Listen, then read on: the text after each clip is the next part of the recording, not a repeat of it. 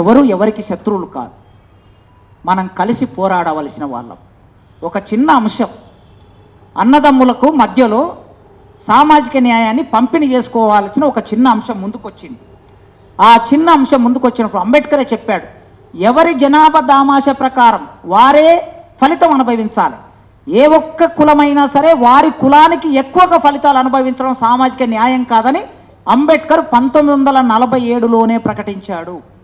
దాని ప్రకారం వర్గీకరణ జరిగింది గనక, జరుగుతున్నది గనక ఇప్పటి వరకు మనం ఈ విషయంలో 30 ఏళ్ళు మన సమయం కోల్పోయాం.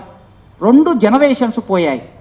నేను విజ్ఞప్తి చేస్తున్నా, మాల మేధావులకి, మాల ప్రజానికానికి, మాల మధ్యతరగతికి, మాల ఉద్యోగస్తులకి సవినయంగా నేను విజ్ఞప్తి చేస్తున్నా, మీరు మా అన్నలు, మీరు మా అన్నలు.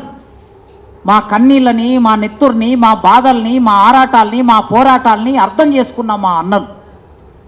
మా మీద దాడులు జరిగితే మాకు నాయకత్వం వహించి కత్తి పద్మారావు గారు, బొజ్జ తారకం సార్ లాంటి వాళ్ళు మాకు నాయకత్వం వహించి న్యాయం చేసిన, కారంచెడు సంఘటనలు న్యాయం చేసిన మా అన్నలు మీరు.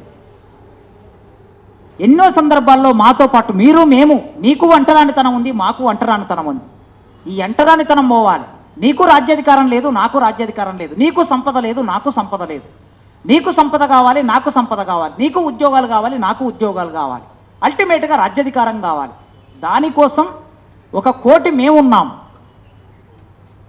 1 కోటి మేముంటే కనీసం అందులో 60-70 లక్షలైనా మీరు ఉంటారు 2 రాష్ట్రాలు. 1 కోటి జనాభా 60-70 లక్షలు కలిస్తే 1,70,00,000 అవుతుంది.